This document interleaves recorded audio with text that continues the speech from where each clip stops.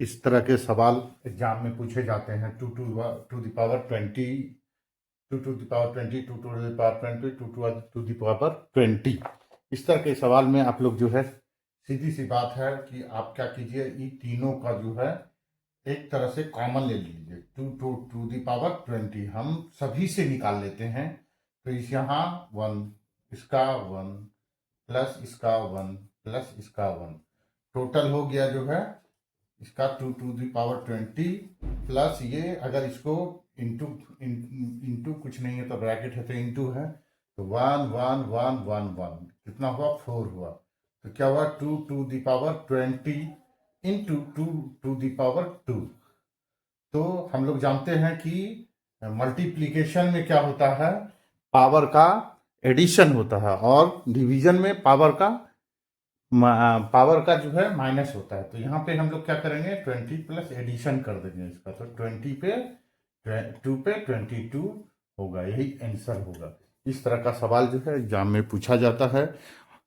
Okay, इस तरह का सवाल जो है हम लोग हर कंपटीशन में देखते हैं कि पूछता है what is the sum of the first 13 odd number. यहाँ देखो, ऑड नंबर मतलब विषम संख्या। विषम संख्या का क्या करना है, सम निकालना, जोड़ निकालना है। एक होता है एवरेज, जो कि औसत निकालना, औसत होता है। दो तरह का सवाल आता है, दोनों में लोग बहुत ही कंफ्यूज करते हैं। तो सवाल है औसत निकालना और योग निकालने में क्या होता है, और दोनों का फॉर्मूला जानना है। सम ऑफ द नेचुरल, ध्यान देना है, विषम मतलब ऑड नंबर, नेचुरल प्राकृतिक नंबर, विषम प्राकृतिक नंबर मतलब संख्या, प्रकृत संख्या। विषम होना चाहिए, ऑड नहीं, इवेन नहीं, ऑड होना चाहिए, मतलब विषम संख्या, सम संख्या नहीं, विषम संख्या। अगर जोड़ कहता है और औसत होता है, दोनों में बहुत फार डिफरेंस होता है। लोग जाके एग्जाम में गलती कर देते हैं थोड़ा के लिए। इसके लिए जो है, अगर औसत मांगता है तो आप n होगा आपका, लेकिन अगर जोड़ मांगता है तो n का स्क्वायर होगा। अब अगर कह रहा है कि 13 ऑड नंबर, तो 13 का क्या होगा,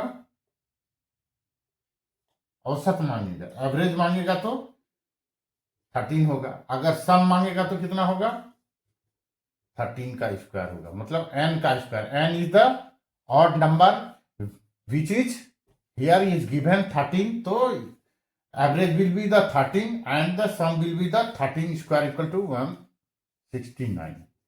अगर इसी तरह से सम दिया रहे इस तरह का सवाल, तो आप आराम से इसको बना सकते हैं। 13 के बदले में अगर जो है दे 25 ऑड नंबर, नेचुरल नंबर का, तो यहाँ पे जो है इसका सम अगर कहा जाए तो सम कितना होगा, ये m था, ये n स्क्वायर, मतलब अगर एवरेज बोला जाए तो 25 होगा, और अगर सम बोला जाए तो 25 इंटू 25 इक्वल टू कितना होगा, 625। एक और तरीका बताते हैं कि कोई भी नंबर का, अगर कोई भी नंबर का लास्ट डिजिट अगर 5 हो, लास्ट डिजिट अगर 5 हो, इफ 5, तो उसको हम मल्टीप्लाई आसानी तरीका से जो है हम उसका स्क्वायर निकाल सकते हैं। हाउ टू फाइंड आउट, जैसे मान लीजिए 25 का हम स्क्वायर निकालें, कैसे निकला, ये 5 है ना, 5 को 5 जा 25, और ये जो 2 है, एक और इसको 2 के बाद का अंक से मल्टीप्लाई कर देना है। 2 के बाद का जो अंक यहां बचा उसमें 2 जैसे है, 2 के अलावा जो एक नंबर 2 के बाद जो नंबर आएगा उसके साथ मल्टीप्लाई कर देना है, ये आंसर होगा। जैसे ये हो गया, अगर 35 रहता तो क्या करते, ये 5 का स्क्वायर, तो 5 5 जा 25, और ये 3 के बाद जो आएगा, 3 के बाद तो क्या आएगा 4, तो 3 4 जा 4 3 जा 12, मतलब इसका आंसर आएगा। ये बहुत इजी है, जो कि अगर लास्ट में 5 नंबर हो तो उसका 5 इंटू 5 करके, उसका मतलब फर्स्ट डिजिट नंबर जो है उसको स्क्वायर करके, जैसे हम अभी 65 का कर रहे हैं, कैसे करेंगे, इस 5 का स्क्वायर अगर करना है तो ये 5 जो तो ये ठीक है 5 हो गया। और ये जो इसका सेकेंड डिजिट है 6 के बाद जो नंबर आएगा 7, यहाँ 42 लिख देना। अब मल्टीप्लाई इस तरह से, ऐसा ही नहीं और सब भी बहुत सारा आप जो है, जैसे कि 115 का जो का स्क्वायर करना है एग्जाम में एकदम इजीली जो है आप कर सकते हैं। कैसे?